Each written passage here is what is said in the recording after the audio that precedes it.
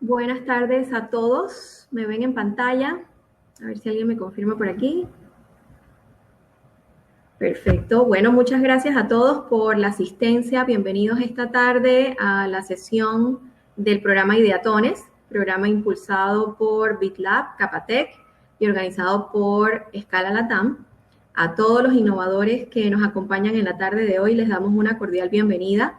Como ustedes saben, bueno, parte del programa también es apoyarlos, además de hacer pues la postulación de los retos y demás con las empresas Ancla que nos están acompañando en este proceso. También un poco nos gustaría acompañarlos en ese proceso de definir problemas, definir soluciones para estos retos que se nos han presentado, que las empresas Ancla nos han presentado. Entonces, un poco para compartirles la dinámica de hoy y lo que esperamos para la sesión de mañana también. Hoy nos queremos enfocar básicamente en ayudarlos a definir el problema. Digamos que las empresas Ancla nos postularon en total 46 retos, de los cuales, bueno, ustedes están participando en algunos. Y bueno, hay algo muy importante que debemos considerar, que es entender el problema, cómo definimos el problema, cómo pensamos para poder definir el problema y entonces pensar en una solución. A lo mejor ya muchos de ustedes pues han pensado han estado en comunicación con las empresas Ancla pues para definir los problemas y también ya han adelantado algo con las ideas de solución que tienen, pero es importante pues que cubramos un poco sobre las metodologías o las cosas que debemos considerar, los elementos que debemos considerar para realmente tener una definición del problema, una definición de alcance bastante clara al momento de entonces empezar a trabajar una solución. Y para esto entonces lo que queremos hacer es que vamos a conversar nos acompaña en la tarde de hoy Jean Marc Frangos. Él es asesor de startups en Silicon Valley. Él, bueno, tiene ya varios meses de estar trabajando con nosotros y en la tarde de hoy, pues, parte de lo que va a hacer es, además de la metodología y demás, vamos a tomar algunos ejemplos, retos en los que ustedes están trabajando. Digamos que algunos de los más populares o de los que más, pues, pensamos que pudieran ayudarnos en esa definición de problema para ilustrar cómo hacemos esta metodología de definición de problema. Y él va a cubrir estos retos, pues, desde su punto de vista. Recuerde que Jean Marc, digamos que no está en contacto con las anclas, con las empresas Ancla, y obviamente de parte de él no sabe exactamente todos los detalles del reto, por eso es que las sesiones con las empresas Ancla posteriormente son importantes, pero sí él nos puede apoyar con su metodología para ayudarnos a definir el problema. Eso en la sesión de hoy. Y en la sesión de mañana entonces veremos cómo definimos la solución, las mejores prácticas en definir la solución. Así que bueno, luego de esta parte de la sesión con Jean Marc, para los interesados vamos a movernos al quinto piso. Y esto solamente como para separarnos un poco de todo el grupo. Vamos a movernos al quinto piso y aquellos que quieran tener algo de tiempo privado con Jean Marc, lo vamos a hacer en el quinto piso. Simplemente, ahorita les recuerdo de nuevo, nos cambiamos de piso. A mano izquierda hay un panel del 1 al 5, esos son los números de pisos de Remo, de la plataforma virtual.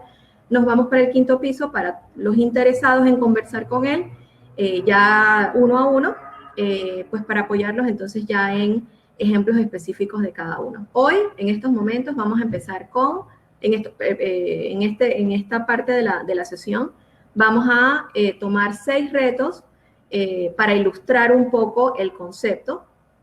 Y bueno, empezamos por allí. Así que bienvenidos todos. Jean Marc, I would like to please join me on stage. Excellent. Thank you so much. Good to see you. Welcome. Oh, you're in mute. Here with the microphone. Perfect. Yes, thank you, Noemi, and good afternoon, everyone. And my apologies. I'm not going to speak in Spanish. He aprendido español en la escuela, pero he olvidado todo. So I need to speak in English, or I can speak in French too. But we'll stay in English for today. And, yes. And I can help out for all of you. I can help out if you have questions. You can also use the panel on the right. We would like, we would like to make this session interactive. Nos gustaría hacer esta sesión interactiva con la participación de todos ustedes. Ustedes tienen controles abajo. Si tienen preguntas durante la sesión, pueden utilizar la manito. Jean Marc, I'm telling them that if they want to participate and join us on stage for questions, they can do so with the controls they have at the bottom of the screen. Yeah. So, los que quieran participar, esta es una sesión y precisamente lo estamos haciendo así para que ustedes puedan participar, preguntas y demás. Si de pronto el inglés de pronto no es tan fluido hablando, con mucho gusto yo les traduzco, yo voy a estar por aquí y bueno, estamos a la orden. Exactly. Yes, I'm keeping my chat window open so that you can type questions in the chat, and I'm sure Noemi will see them even before I do, and she will say, "Hey, hold on, we have a question." So let me share my screen and we can get started. Let me just do that rapidly here. I'll share. Hopefully you see it, and you can even have it in full screen if you want, but it's just this presentation here. I'm going to spend a few minutes with you. It's not to give you a lot of PowerPoint, it's just to give you a little bit or share with you a little bit of my experience of working as an entrepreneur with corporates. Even though it's interesting because my experience, and I will explain that in a minute, is from the receiving end of this. So for majority of my career, I worked with corporate companies, large companies, and I interacted with startups. So I am very familiar with startups coming to the corporation to try and partner and propose innovative solutions and new technologies.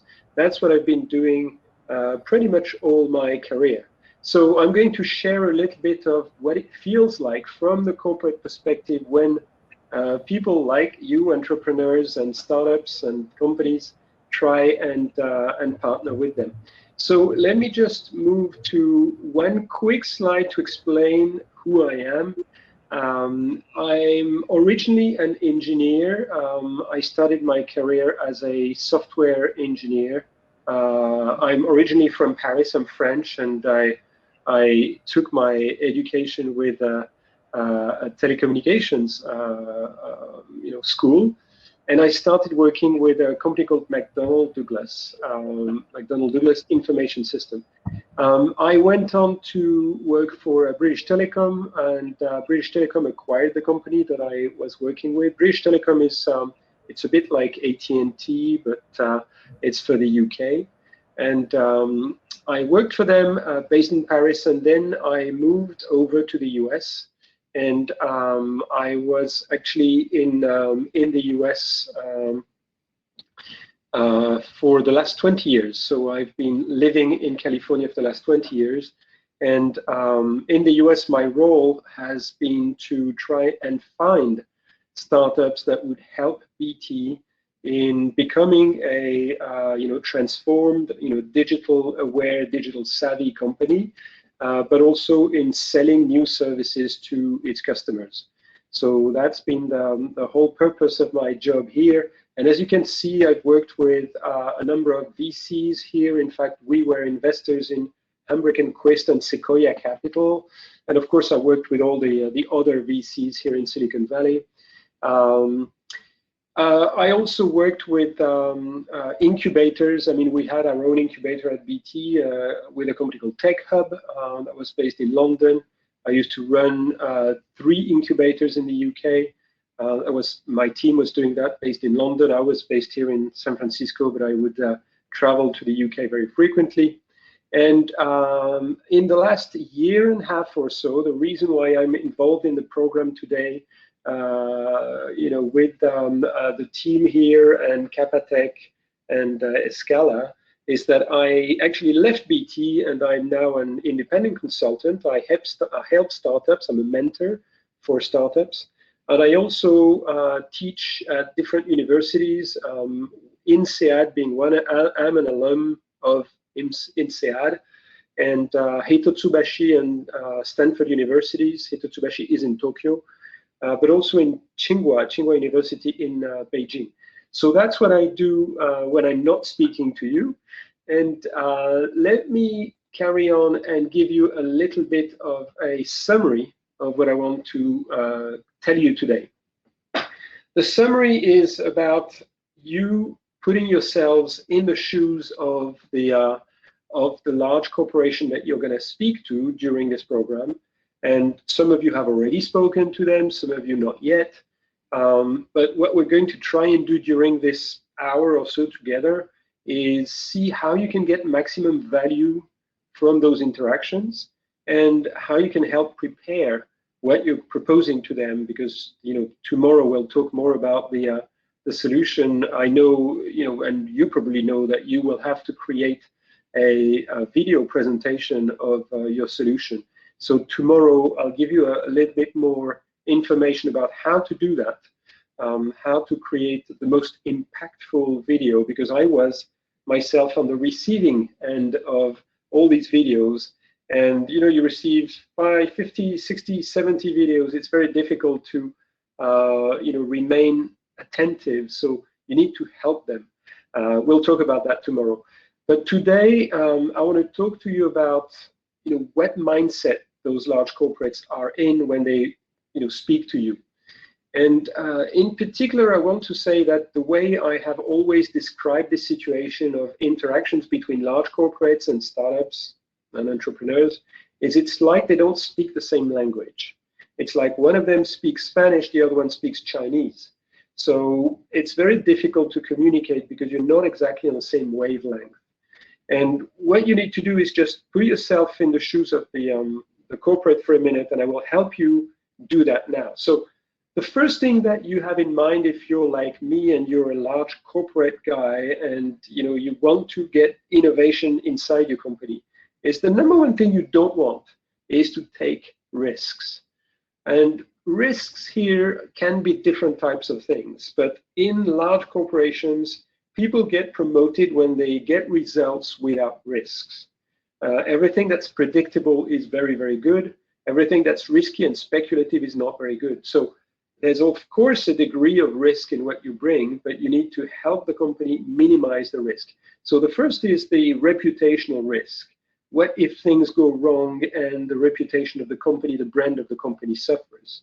But the second thing is the financial risk. What if we launch something in the market and it doesn't work, it's a flop, and we've spent a lot of money? And the third one is a personal risk. What about my career as the champion for this particular startup? If it doesn't work the way it should and it turns out to be a disaster, my career might actually suffer. So put yourself in that mindset for a minute, because from a startup mindset, you actually don't have much to lose. You don't really worry about the risk of dealing with a large corporate. I mean, there are some risks with dealing with large corporates, but they perceive the risk more than you do. So bear that in mind as a starting point. The second thing, and you already know that, they have very rigid environments, and the environments are both from an IT perspective. The IT architecture of the company is very rigid, so you cannot change their architecture. Maybe they're using systems and they don't want to change it. Maybe they only want to do things on-prem, not on the cloud. Maybe they have very strong security guidelines and they don't let you work with the whole of the systems that you should be working with. Maybe their data security is super strict. Also, they will probably need a lot of approvals. We'll talk about that in a minute. Before they can proceed with you to do something and actually have a real partnership, it will take a lot of approvals. And their budget cycles typically are yearly or multi-year budget cycles, which means that when they have exhausted the budget to do something during the year, you have to wait for another year before they can do something else. So that's what is normally the case. It's not always the case, but normally the case with large companies. It certainly was the case for me at BT. Most of these obstacles were very much mine. Now, the other thing that large companies have is that they assume that suppliers can spend a lot of time with them because they are very familiar with the likes of IBM and Microsoft and Cisco and Oracle and all these big guys, and these big guys spend fortunes quoting them and speaking to them, and even if they don't get a contract at the end, they spend a lot of sales resource with them, and they kind of expect that you're going to be able to do the same, which of course is a big mistake, because startups don't have the time to spend cycles and cycles and cycles talking without a contract. So that's a big difference between discussing with startups and discussing with other large suppliers, and not all of them understand that. So you need to help them gently understand that it's impossible for you to resource the same amount of resources as the large companies, and when you're engaging with them, they have to be serious about your time as well as their time. Now, the other thing that is very important that most people forget is that the people that will be helping you and your champion in the organization, in the large organization, they need help from you. And they need help because it's a very, very complex thing to bring something to market in a large organization. It's got multiple stages, and every step of the way they will need your help. The first thing is understanding what you do, of course, which is kind of where we are today. I mean, understanding whether there's a fit between what you have as a technology or what you'll create for them and what they need. So that's step number one. That's kind of nearly the easiest, because after that, you need to prove yourself. There's a POC, proof of concept stage, or a trial stage. Then there's a market test where it's kind of larger scale, and they need help with that.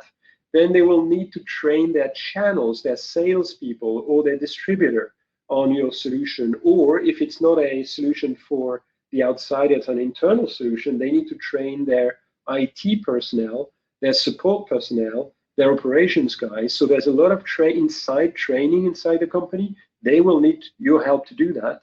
And then there's the customer service. So once the product is actually in the market, it needs to be supported, right? You can't just let things escape and have no support. So again, training customer support staff and helping organize that so that it doesn't cost too much to support the product is another thing that they will need help with. Presenting it to the market, the marketing of it is something else they will need your help with. So don't think it's just a one-off effort.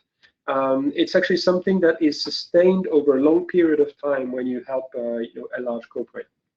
Now, many of you have already sold many things to large corporates, so you know all that. I mean, I'm not telling you anything you don't know. So I'm kind of speaking for people who have not done that too many times. Now, the other thing to bear in mind with large corporations is that you might think that they are one, but they are not one. They are multiple people and multiple groups and multiple teams, sometimes different divisions, and they have different budgets, and sometimes they see things very differently. So the fact that you have one champion does not guarantee that you will have everybody align in the company on you as a potential supplier. Some people might not like you. Some people in the company might be supportive and others not supportive. So there is a little bit of a game here of trying to convince many people in the company. And this is what takes time and resource from you. But that is an important investment. If you're going to work with a company, you need to have multiple support points, not just a single one.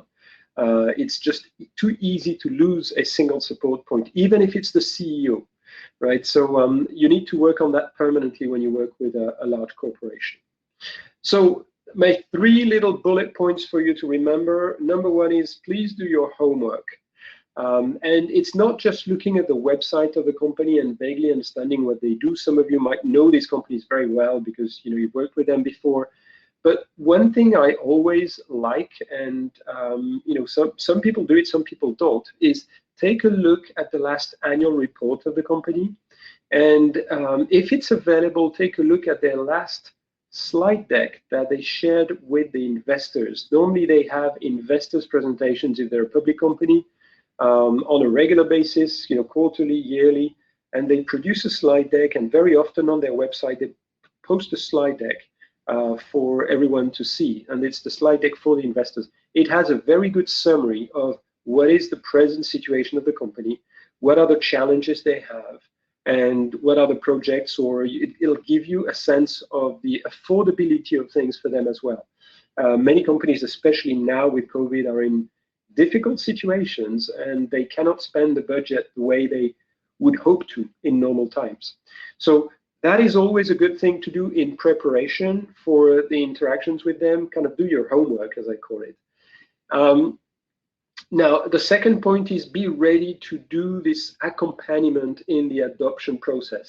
I mean, many companies I have dealt with, startups, they present it, they present what they do, they have a beautiful slide deck or they have a beautiful video, and they say, so that's it, what do you think? And of course, you don't stop there. You should really help them understand it in their context. And you should help them, take them by the hand, even though you might think they're the big brother, but they're actually a small brother. It's a younger brother when it comes to introducing new technologies into the market. You're the big brother in that case. You need to help them and take them by the hand step by step in their process. And the last point is make sure that your champion has the authority to promote you where the money is. I mean, follow the money is a big thing in large corporates. In many instances, the innovation team that might be your champion is not the team that has the operational money to help you launch something with the company. The money comes from elsewhere. It can come from R&D, it can come from a product team, it can come from a market team that is a customer-facing sales team. So you have to know where that money is going to come from, because it's an investment for them, not just to license your product, but actually to package it and put it in the market.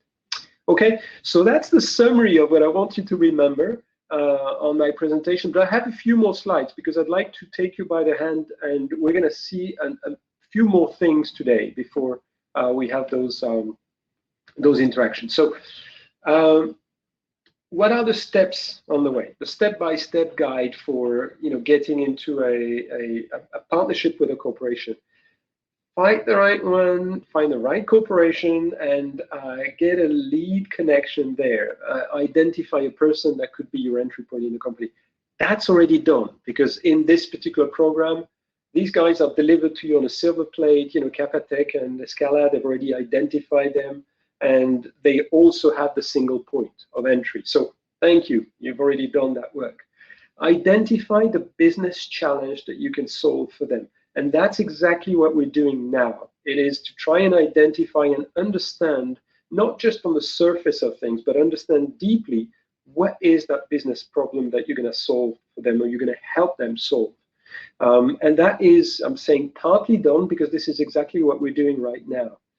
Now, the third bullet there is identify the pain points inside that business problem. Because inside each business problem, there are things that are particularly painful, that really need solving immediately. And normally, the big thing about it is that a lot of corporations never describe that pain point to you. And if they do, they never describe it in a way that makes sense from a customer language perspective. I mean, we'll see a couple of examples in a minute, and you'll see exactly what I mean. But you need to constantly try and get back to what is the customer problem, and not your customer, but their customer problem. If they're doing something new and innovative, it means they want to change something in their success rate, and they want to change something with their customers. What is that thing that is going to impact their customers? Because that's where the money will go for sure.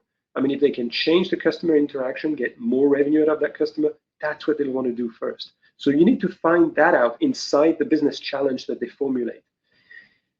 Now, pitch your solution and receive feedback. That is something that some of you might already have done with them, or you will be doing it anyway in the course of between now and March. So that's kind of in progress. And as I said, tomorrow we're going to talk about how to package that video in such a way that you have maximum impact, that they understand what you're saying, that they remember you, and that they want to get back to you and work with you. Assess the chances of being selected, because you're not the only one bidding for business with them in this particular program. You really need to assess what are your chances and what is the cost involved in pushing that response forward, because the more you get into that relationship, the more it will cost you before there's any revenue. So you need to assess that, and it's a very serious assessment for a startup to decide whether or not to pursue an opportunity, because you don't want to spend 3 months working on something just to find out that in the end it doesn't work for you because there's someone who's better placed or whatever.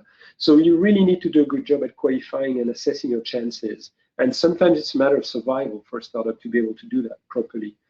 And prepare a complete response, engage in procurement and POC discussions. This is where you get going now, really, with the company. And I'll stop there because the following steps are more down to carrying out the contract or the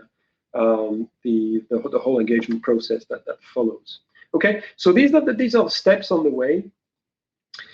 Now, what we're going to do now is we're going to look at a number of these challenges. And here, what we have, Noemi and Roberto, they've selected the 6 most popular challenges that not all of you, but many of you have found interesting and want to respond to.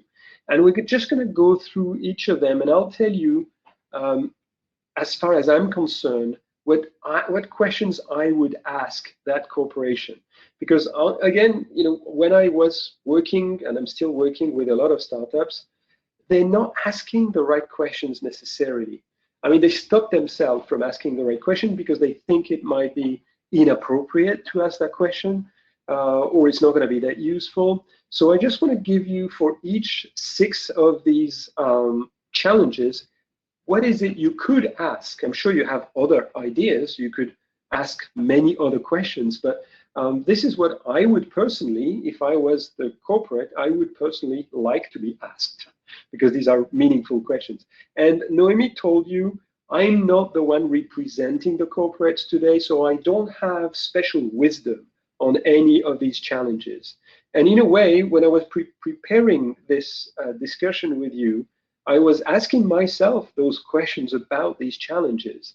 So it's kind of similar to where you stand, or you probably are slightly more advanced in discovering what is behind these challenges. So bear with me and just try and think of what are the types of questions I'm asking here. Okay, so the first one is this recognition of text in physical documents, right? So, and that is a classic starting point for anyone going through digital transformation. They normally start from having a lot of paper documents, and these paper documents can be anything from invoices, contracts, receipts, you name it. I mean, there's so many paper documents.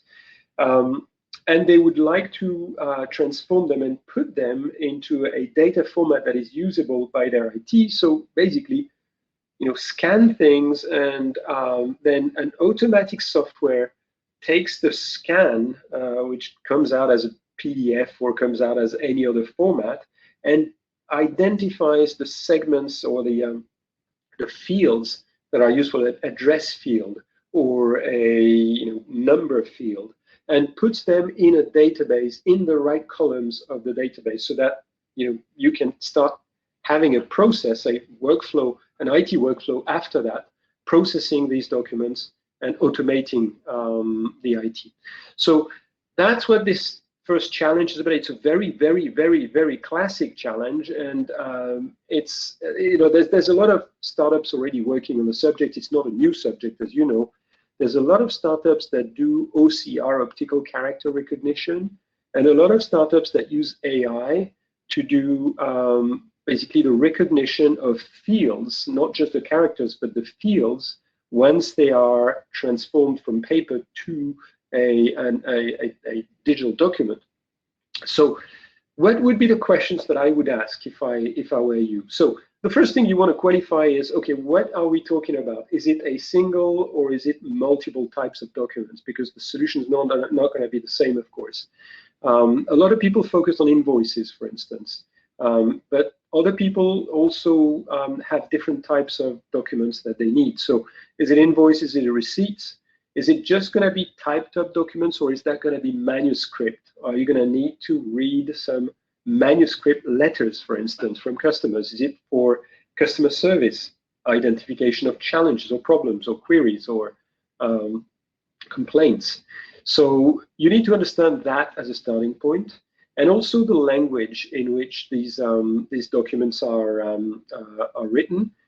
Is it all going to be Spanish? Is it going to be Spanish and English? Is there going to be some Chinese in there?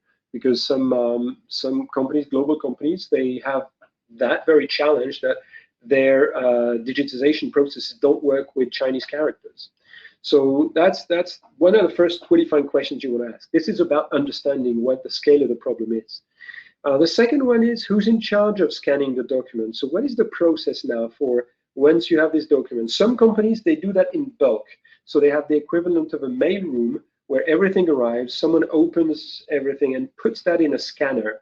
And the scanners, sometimes they have multiple scanners and it's very large machines. That's one type of way to deal with it. Other companies, it's whoever receives the mail inside. It could be a financial person or an administrative assistant. They open the file and they scan it on their small scanner on their desk, and they put that in a file, and the file then gets treated by some cloud process. So understanding who's doing what and what type of scanner they use. Is it a big formulation, or is it a person by person deal? That's also an important question to ask. And then, of course, there are questions about volume. Now, you'll see that in all of these 6, I'm going to talk about volume questions, because understanding the volume of things is super important. So what volume of documents and per day, per week, per month? Are there peaks? I mean, is it like they receive at the end of the month? That's when they receive all the documents because it's all invoices or things like that. What is the volume and what is the typology of the volume? Now, next one is how much time does it take before a document is fully scanned and usable in a database? And now you're getting into a line of questioning that is about assessing the cost for the company. And that's super important because what you are faced with is replacing a cost with another cost. So you want to understand what is it you're fighting against, and you need to have a way of addressing how much does the existing solution cost the company, because there's hardly ever a company which has absolutely no workaround. I mean, if they cannot do it automatically, they put manual resource behind it. So they do it somehow. But the problem is, how much does it cost them? So, and you need to simply ask that question, right? And how much time? I mean, the cost is direct function of time. If you don't want to ask how much it's costing them, you can say how much time does it take? How many people do you have to resolve that problem? And then there's another question that is related to cost, which is the error rate. Because once you have done that process and someone has done it manually and they have input something in a database manually, if that's the way they do it today, there's errors that come into it, right? Misunderstanding of which column to put it in or mistyping it. So how many errors? Do they measure that? And this is going to be a source of cost because there's mistakes down the line, but there's also having to redo it when there's a mistake. So you definitely want to assess that. Would you rather outsource the document or would you manage it in-house? And that's an important question because some people are completely closed to outsourcing things. They want everything to happen on-prem in their company. Others, they would be very happy to say, hey, you know what? Take that bunch of documents, do it for us, and just send us the files back. And by the way, manage the paper. And there are companies that do that, as you know. So you need to understand what's their preference for the model, insourced or outsourced. And the other question is, would you accept a cloud-based solution, or does it have to remain on your premise, inside your IT, in your data center, on your computers? And that is a big distinction, of course, because cloud versus on-prem is something you need to understand. So that's just not the full list, but a sample of the questions I would ask if I were you to this particular company. Okay, so that's the first one. Noemi, what I suggest we do at this point before I go on to the second one is, do we have any questions so far on what I've said? The first part of it, which was about engaging with the startups. The second part of it, which is starting to look at these questions one by one. Exacto, sí, correcto. Thank you, Jean Marc. Para los que están participando en la audiencia, si tienen preguntas, utilizamos el panel de la derecha, la sección que dice Q&A, que es preguntas y respuestas, y pueden ir posteando sus preguntas allí a medida que vamos pasando los retos que nos está compartiendo Jean Marc. Y también, bueno, damos la opción de que si ustedes quisieran venir aquí al escenario, aquí donde estamos Jean Marc y yo, y quieran participar y interactuar un poquito o preguntar algo específico, con mucho gusto pueden utilizar los controles que están en la parte inferior de la pantalla, la manito, y los identificamos y bueno, los traemos aquí al escenario para que puedan realizar sus preguntas directamente. Y como les mencioné, obviamente al final también tendremos un espacio para preguntas y respuestas. Si tienen preguntas, bueno, las van posteando allí. Y bueno, creo que por el momento, Jean Marc, it seems like we're all clear right now. Yes, So I've been exceptionally clear and articulate, so I will try and continue to do that. So let's not stop ourselves. Please put in the questions. If you see questions that you want to ask, go ahead and put them in the chat, and we'll take them one by one as they arrive. I'm going to switch to the second one. Okay, so sorry, I got too far. Logistics, that was logistics number 1, and now again, logistics number 2. It's actually the challenge number 7 in the list of challenges. So this one is different. It's improving the efficiency of mobile equipment in air terminals, and you know where that's coming from. It's the airport authority, and you know, solution that track the position and state of mobile equipment in airports to allow to verify that proper use, save fuel, increase efficiency. So again, I mean, let me just throw at you a couple of questions that I would like to ask, for instance, if I was a startup. So first, what is the scope of the things that they want to track? I mean, how many is it? I mean, from the text, it looks like it's really vehicles because they're talking about gas savings. But what about other things inside the airport, like wheelchairs, like communication equipment, walkie-talkies, like tablets, like IT equipment, like security equipment, scanners and things like that? Is that something that also needs to be tracked and tagged, or is it purely and only vehicles and it's only about route optimization to try and make the minimum amount of gas spent on these vehicles? Now, the next question I'm asking is something you should always ask, and it's what solutions already exist, or what has been tried before and has not been accepted or has been rejected, because it's very rare that a company has sat there doing nothing about a problem, right? So they've always already tried something, hasn't worked, hasn't delivered the benefits they wanted, but you need to know that because this is what you're fighting against as well. And one thing you need to make sure is that you put some clear differentiation between what was done before and what you're proposing, right? Why is it new? Why is it different? Why is it going to work this time? Because remember, they have scars on their back of having tried things and burned themselves failing, right? So you need to show them that you understand and you kind of learn from their mistakes as well. So asking that question is super important. And sometimes people don't dare ask that question because, oh, it's going to be embarrassing for the company to tell us how they failed. Well, normally they like to tell you what has happened before. If you've missed a few episodes, they like to tell you that. So, you know, then you need to drill into this and what were the reasons for the previous failures? Because, I mean, you know, there can be so many different reasons. It could be because they didn't have the training and the personnel to make it work. Is it because the algorithm didn't work if it was a, you know, least cost routing algorithm?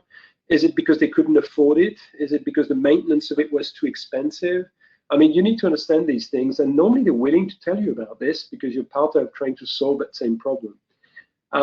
Now, another type of question that you also need to remember is, what does good look like for you, Mr. Customer? Now, you're saying you have that problem, but what in your mind, what does it mean to solve that problem? And in the case of fuel savings, where do you put the bar in terms of savings? Are you trying to save 20%? Are you trying to save 50%? So you need to know that because that's an important part of their expectation. You really need to be aware of that type of expectation for the project.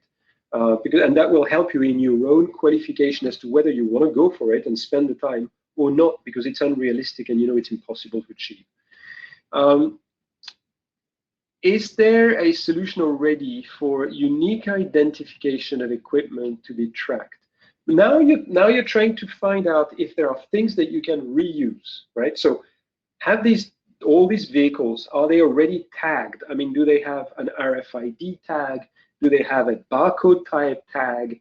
You know, what is already used for identifying the equipment? And there's another question that goes with it, of course, which is, so what are the systems that are tracking them at the moment? I mean, are there barcode readers? Does it go into a database? You need to try and understand what is the existing things that you're going to need to work with to deliver a good solution. And part of it is the network to be used, right? Because it's going to be a mobile thing, you're going to need to use a network. What kind of network is there that's available? Or are you, as a startup, going to need to bring the network? Is that what they really need, the network? And is it Wi-Fi network if it already exists, or they're using cellular, like smartphone type, 4G or 3G, to collect those identities? Is it Bluetooth, short range? Is it LoRa, which is an IoT specific protocol for tracking things on rather long range format? LoRa is quite inexpensive when you have little information to exchange over a long range. So that's an important thing to find out. And so what are the systems? What's the IT side of the thing that they're already doing? Because it's impossible they're doing nothing on it. And is route optimization something they've already tackled? Have they started trying? Did they try any route optimization software? And did it work or not? So that's the sort of questions that I would use to qualify where the company stands at the moment. Because again, it's impossible that they've done nothing on this. So they must have tried something. So all that questioning around what exists already and what you've done before, these are important things for you to understand the context of those questions. Okay, let's move on to the next one. The next one is about tractor control. So, and this is for the Port Authority, right? So here I presume some of you that are interested in this know exactly how it works in ports and port authorities. They have the tractors, are the trucks that come in to pick up the containers, right, from the port and start delivery or hold them somewhere else, right?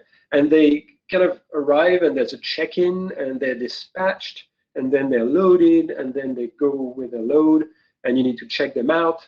So, I mean, it's a whole process, and the first thing that you need to do when you're responding to something like that is read a little bit about a process like that, understand how it's done. It's not done exactly the same way everywhere, but there are a lot of similarities in most of the port authorities around the world to do that. So you want to start by that. Now, the next thing is once you've understood how it works, you want to size the size of the problem. How many tractors are we talking about? How many come up at any point in time? What is the volume? And what is the time distribution? And here is a question that people normally don't dare ask. Do you have data that you can give to me so I can look at the problem with data in hand as opposed to just looking at the problem with looking at your blue eyes or brown eyes, right? So you need to look at data to be able to assess what the severity of the problem is. So sometimes they will be very happy to give you the data they have for you to analyze and tell them what the best solution looks like. So never hesitate asking for data. Again, the same question as before. What's the present process to check in the tractors, to dispatch them upon arrival? How does it work today? Why is it there's a problem today? What systems and devices are used for the process? Are people checked in manually on a piece of paper? Is it fax? God knows what. I mean, or is there a scanning already done on barcodes, or how's the identity of people checked? I mean, are they checking the identity papers of the drivers and everything else? So you need to understand that. What's the average handle time of the process for each tractor? Because that's going to be a major factor in the equation. That handle time from entry point to the point that you get loaded to the point that you exit. How long does it take today? And what is, again, the same question is, what is their objective in terms of reducing that handling time and the cost that the tractors, also the cost they incur with the tractor path around the Port Authority. What has already been done to streamline the process? Again, they will have done things, and you need to understand what it is. And what infrastructure is in place to do the recording at the checkpoints? I mean, what are you going to need to work with? Again, same questions as before. What is it that's already in place that I'm going to have to integrate in my solution? It's never a blank field, a greenfield solution. It's always a brownfield. You have to integrate things. And what systems are already there? And an important question is about APIs. Okay, You have systems, you have data, I'm going to have to interact and interface with it. What is the mode of interaction? You already have northbound APIs on your systems that I can connect to. Are they documented? Or am I going to have to do an integration that starts from nothing, where I have to integrate at core software level everything, including the interrupts and the data feeds and everything else, because that's a lot more work. So those questions about APIs, they come back very frequently. Do you have the APIs? Do I have to build them for you? Or do we have to bring in a third party to create the APIs? Okay, so that's for the 3 logistics challenges. And these were fairly precise. The guys in the logistics industry, they have their problem, the hard-nosed guys on their problems. Now let's move to the finance guys and see the difference in style. So the first one in the finance community is, okay, I know I've got a mess with my IT systems. Can you help me see through it and have a platform, develop a scheme that allows for the integration of internal applications and platforms of financial institutions? So and it could be anything, right? I mean, when you see a question like that, a scheme first doesn't mean much to me. Is it a platform? Is it a piece of software? Is it a methodology? Is it training they want? So that's the first thing that you have to clarify.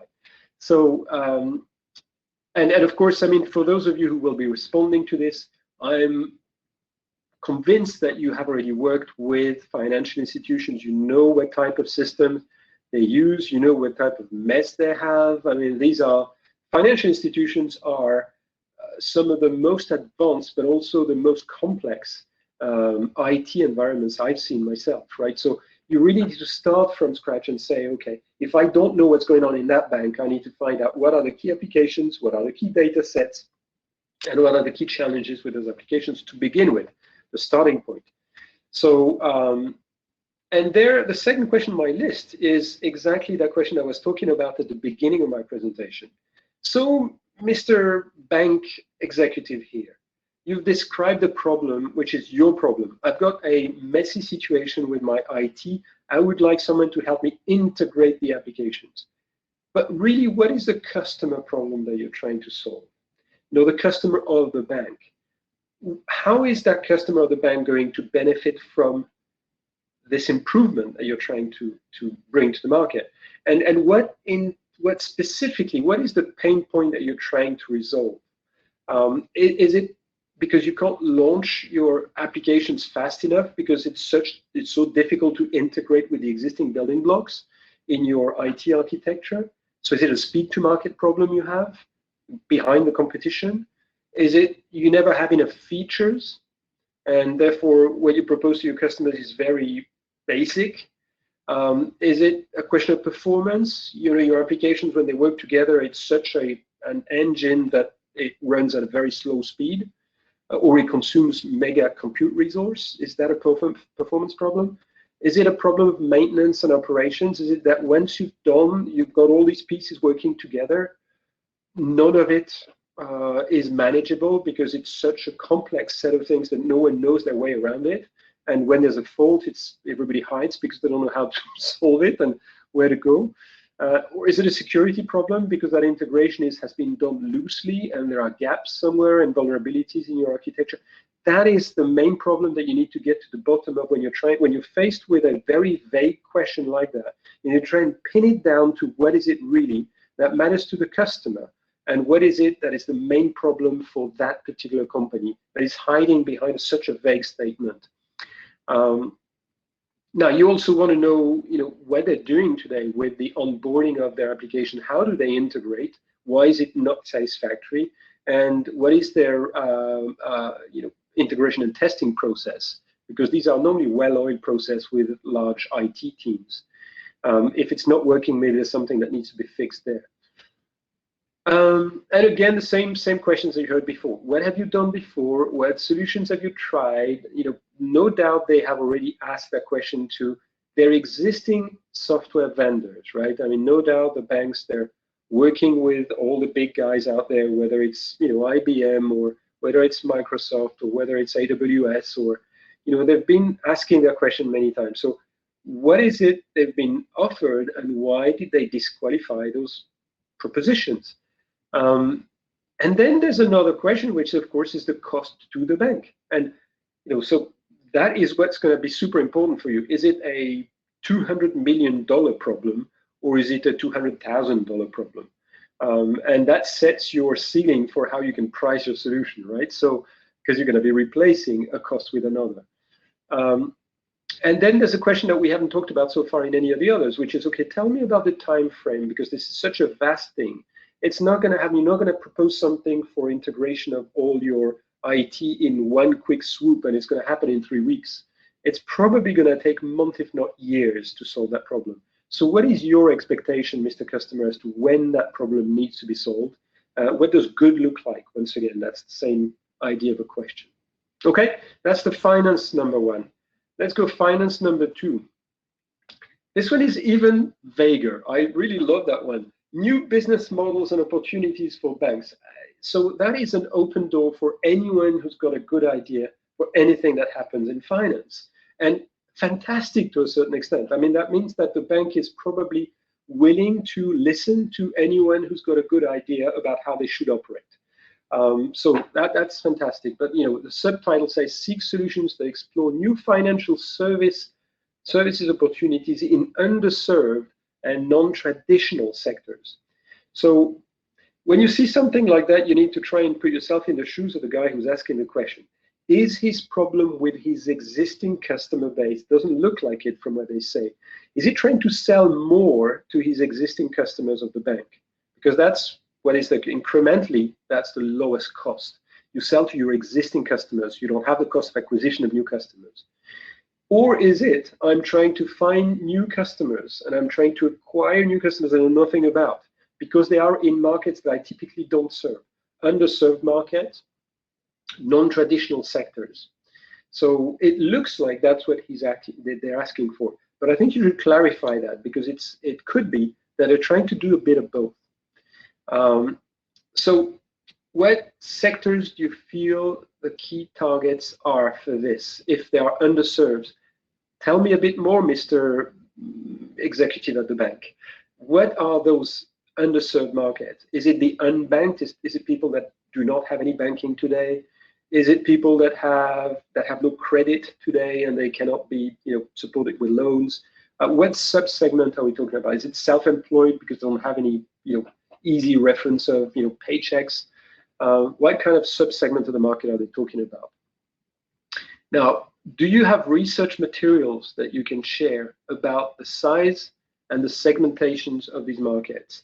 Again, I mean, in many cases, these guys, they've done a lot of work on this, right? So, and they might have already got plenty of research material about, hey, these are the 6 subsegments that we'd like to try and address, and this is the size of each of them, and this is the cost of addressing them. And they might not mind sharing that information with you because they're trying to solve that problem. So they would be very happy. They wouldn't propose that initially unless you ask for that information if they've done that work. And what's the value of these underserved segments? So that, again, the value part of it is what you want to get to. Now, then there's a question of, okay, now you're asking for something that is going to be for a new market. Does it need to integrate, or are you going to treat it completely separately from the rest of your IT?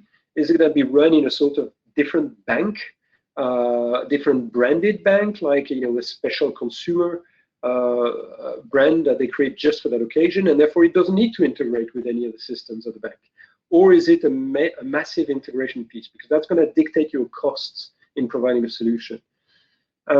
Have management consultants been involved in identifying new growth opportunities? And the reason why you want to ask that question is because once they've done that work with management consultants, you're going to want to ask what they suggested.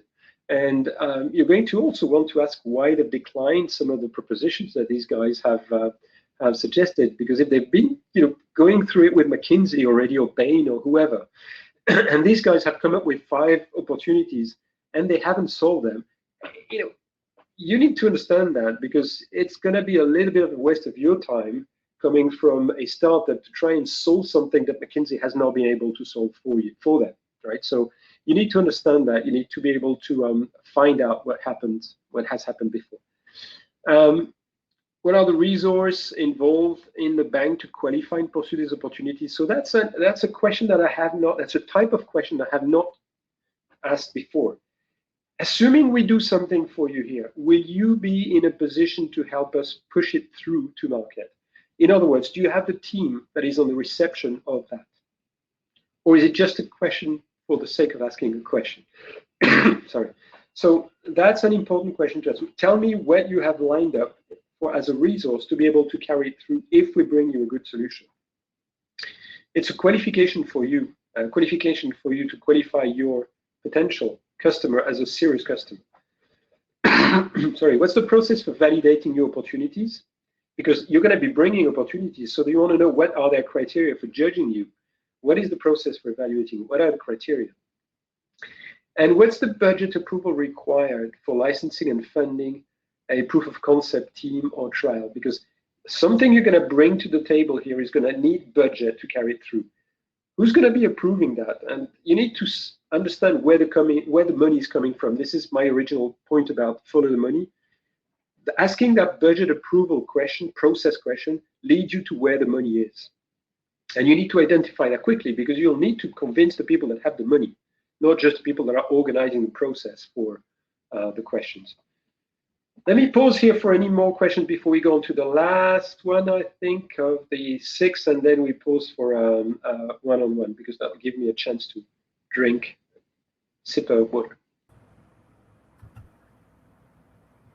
Thank you, Jean Marc. Muchachos, si tienen preguntas, aquí tenemos una pregunta. Okay, so we have one question here, Jean Marc. We would like to hear about the challenge 14.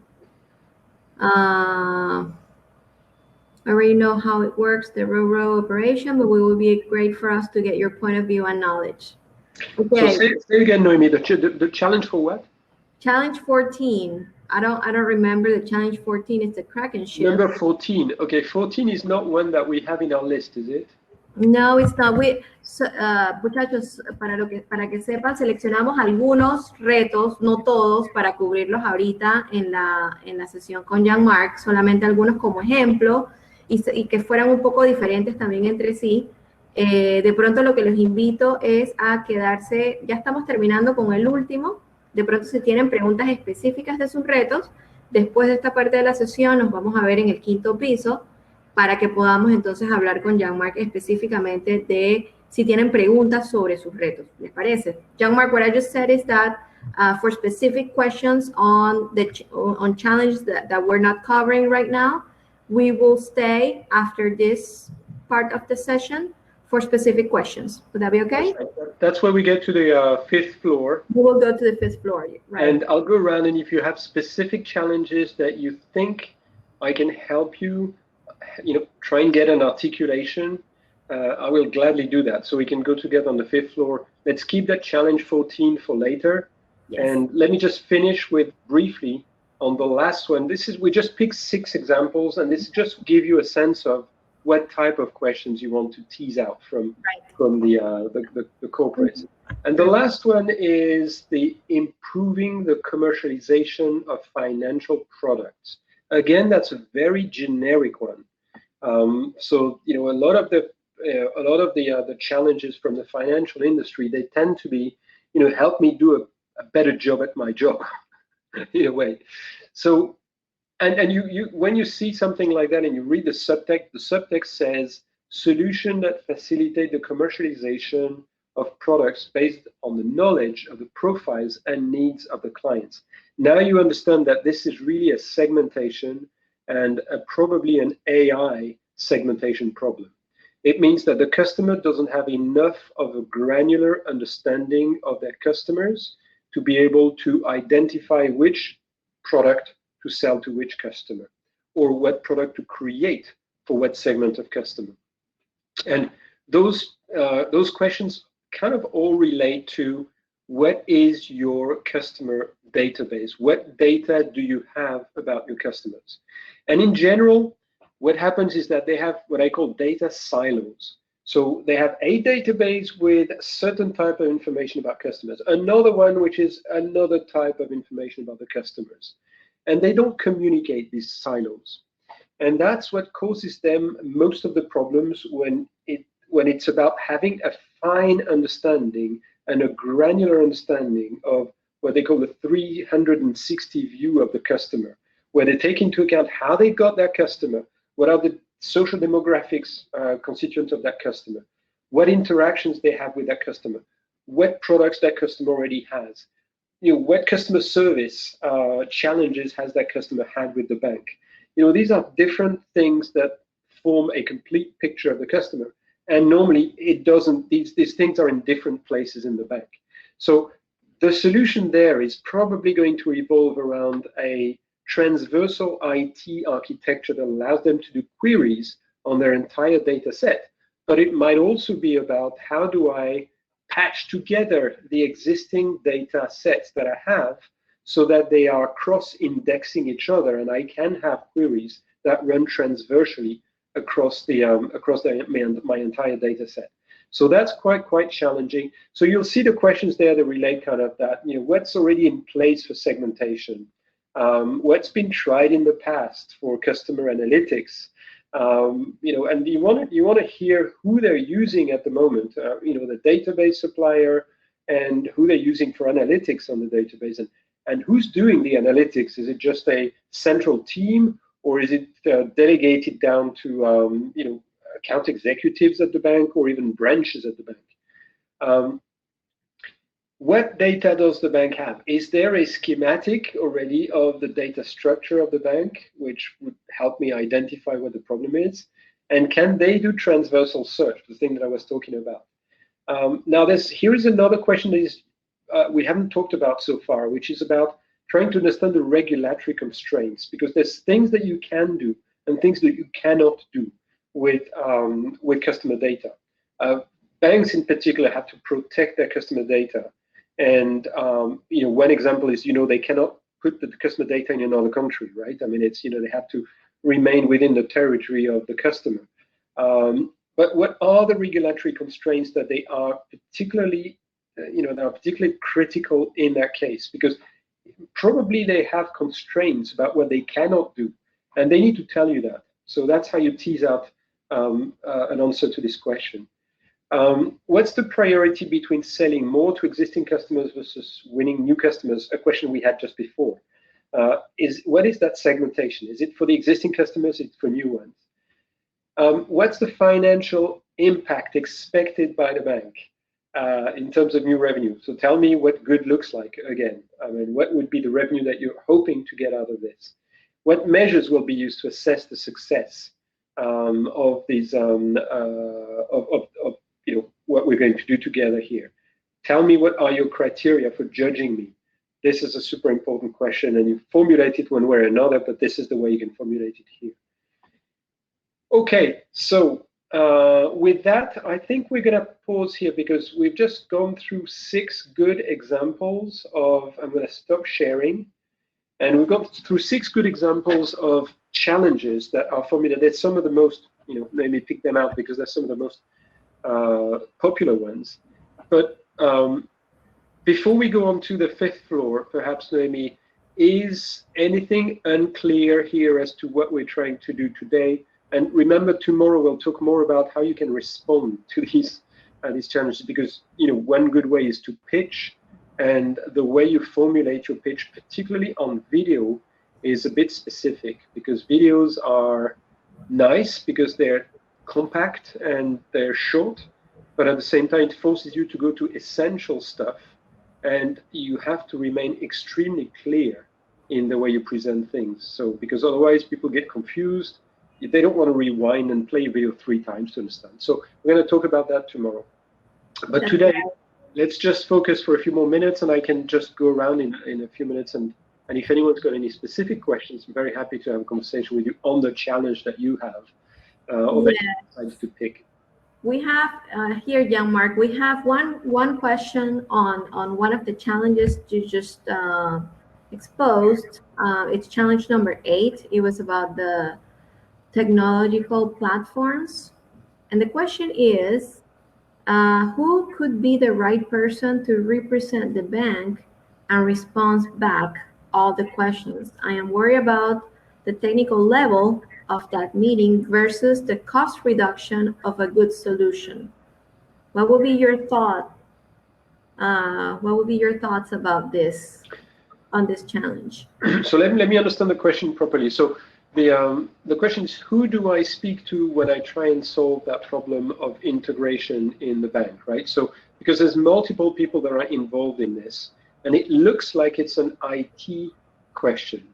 It looks like it's mainly about the IT guys trying to find a platform to help them do a better job at integrating software faster, so that they can launch new IT services faster.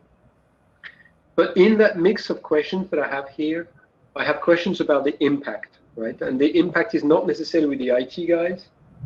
It could be with slightly more senior people at the bank. That would be the financial operators of the bank, the guys that govern upon this particular P&L at the bank, or this particular sector at the bank, or this particular market. So if the question is, who do you speak to? Well, the answer is, in our case, with the program, you have people that are designated, that are the main people that you want to speak to. So that's where you start, clearly. But as always with interacting with large corporates like that, your starting point with a particular person needs to be, the first thing you need to assess is whether that person is a good champion for you to navigate your way throughout the bank. And if that person is not the right champion, you need to find the right champion, which is a bit unfortunate. But normally, given the work that this program has done, it has identified the right people for you to speak to. So unless I'm misunderstanding the question, I'm kind of responding on the side of it now. My advice is start with the person that's provided as part of the program and try and assess whether they know the answer to these questions. Because if they don't know the answer to these questions, they will start plugging you into the right people that have the answers to the questions, or they will try and extract those answers themselves and reformulate them to you to remain your single point of contact. And remaining your single point of contact is good if they are very valuable doing that, if they help you understand things, if they clarify things for you, if they're really good at this, then that's perfect because it simplifies your work. But in many instances, what I find is it's better to try and get different pieces of the interactions from different people, even if it means you take that point of contact with you. But it's good to have more than one perspective from a customer. I mean, that's been my experience. I don't know if that was the question, Noemi, or if I misunderstood it.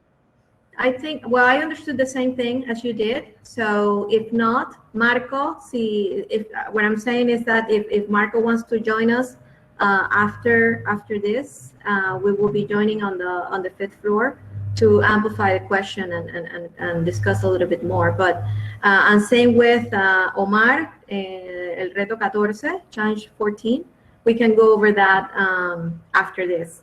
So I don't think that we have any more questions, but I think it is important what you just mentioned, Jean Marc, that the purpose of the meeting today is to take a few examples just to clarify a little bit more what they should be asking the customer or the corporates in this case in order for them to build the solution. So today was kind of trying to help everyone define the problem, what is the problem they're trying to solve, and tomorrow's session will be more about how to define that solution, what needs to be covered in that solution. So those of you who want to join us after the session, we will be on the 5th floor. A los que están interesados en acompañarnos después de esto, pues obviamente nos vamos a continuar la sesión en el 5º piso por mesas. Jean Marc estará yendo a cada mesa para los que tengan preguntas o quieran discutir un poquito más con él. Así que creo que eso es todo por hoy. Jean Marc, I think we can go up to the tables now. That be okay? Well, I'll meet you on the 5th floor. Don't trip on the stairs. Be careful.